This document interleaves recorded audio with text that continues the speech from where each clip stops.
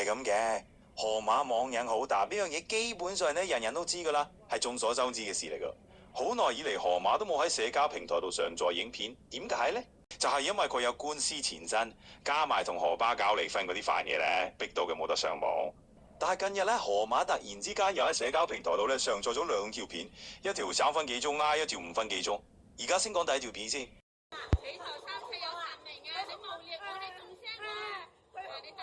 片一開始你會見到有位阿姐企喺度咧向途人求助，佢指住鏡頭咧再望向途人，係咁講：我鬧我啊，佢兇我啊！你仲聽到河馬嗰邊鬧人嘅聲音，睇得出係河馬自己一手揸住遮，一手緊緊揸住部手機，對準阿姐一路影住。河馬就一路諗話阿姐咧。就係呢條人渣啊！呢條人渣丟盡香港啊！香港有你呢啲人真係丟盡嘅，係社會嘅悲哀。之後阿姐又拎出手機反撻河馬，意思即係話你影我咪影翻你咯。阿姐仲講：我揾阿 Sir 幫我啊！河馬即刻回應：我已經報咗警噶啦。兩個人互相指控啊！河馬不停鬧阿姐，仲提到黃絲嗰啲字眼。阿姐反駁：你講政治啊！要阿 Sir 幫佢，佢好中意影人哋嘅東張西望嗰個男人剪個河馬，你哋有冇睇啊？係啊！你唔好無聊我，你呢條人渣！真係好慘啊！喺灣仔法庭跟到依家鬧咗我成朝，仲唔收手？一直纏住我，鬧我，詆毀我，侮辱我。喺屋企啲男人還手啦，真係小心，一定要上庭啊！係啊，大網紅啊，收報金，使驚啊，你搞就得㗎啦，即係搞就得啦。佢頭生趣有神明啊！你講嘢因事啊！你有報應㗎！而家就見下數啦，你有報應㗎！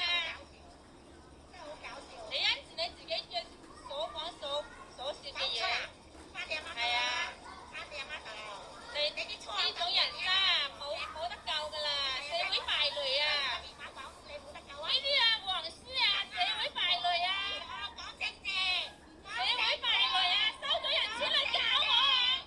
收咗人錢嚟搞我，全部人都係講政治，搞咗我年紀，搞咗我年紀。哇！有味講政治。河馬又追問：你背後嘅集團係邊個啊？阿姐就快啲問：你嘅騙婚集團又係邊個啊？之後河馬仲繼續鬧，話人哋收咗人唔幾多錢。阿姐就反駁：收咗你嘅錢啊！河馬網上鬧下鬧下，爆出人渣敗類呢啲字眼。阿姐都反駁：你係咪講緊自己啊？第一條片就咁完咗，但繼續有一段，第二條片又係同一位阿，佢對住鏡頭講：我除咗口罩啦，之後又戴翻口罩，再拎出手機話繼續影留證據。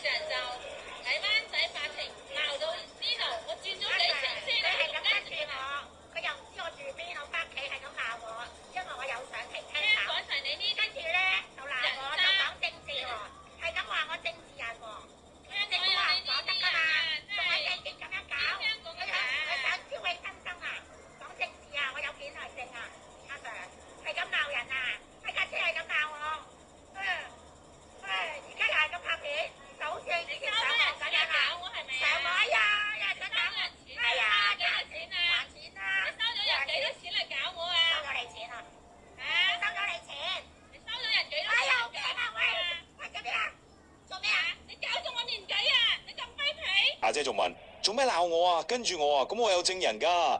揭字背景，河馬就咁鬧：你個卑鄙小人，你跟住我啊！你喺灣仔法庭都咁跟住我啊！阿姐回應：因為我要上庭聽審啊。推斷應該就係11月13號河馬術庭嗰日拍嘅。阿姐咧聽完庭，搭地鐵返屯門，河馬住屯門，大家咪同一班車，同一個站轉車咯。難講邊個跟住邊個。但係出咗法庭之後，有人影河馬，警察都有護送，去到地鐵站人群散咗，剩翻阿姐一個人。河馬喺見到得翻係呢一個就開始發惡，用手機影住佢嚟鬧。啱啱人多嘅時候，河馬唔敢出聲，而家咧就借機會將之前唔敢反駁嘅怨氣全部發泄喺阿姐身上。第二段片入邊，河馬又係鬧人渣敗類，阿姐反駁：你講緊你自己啊！河馬又問：你收咗人幾多錢啊？阿姐就回應：收你嘅錢啊！跟住最後聽到阿姐話：阿 Sir 嚟啦，可能有警察到場，條片就咁完咗。總之呢兩段片都係11月13號河馬上庭之後喺地鐵站發生嘅。片入邊完全聽唔到阿姐鬧河馬，淨係河馬一路鬧阿爺，用人渣敗類呢啲字眼。阿姐淨係反駁話：你鬧緊你自己啊！另外片頭咧都係河馬先影阿爺，阿姐先反撻佢。睇落河馬人都唔敢出聲，見阿姐一個先開始犯惡，證明佢其實思路清晰，唔似精神有問題。佢同法官講成日頭暈，但係片入邊聽到佢把聲中氣十足，鬧成10分鐘都冇問題，完全唔似有病喎。最後呢兩段片係河馬喺19號放出嚟嘅。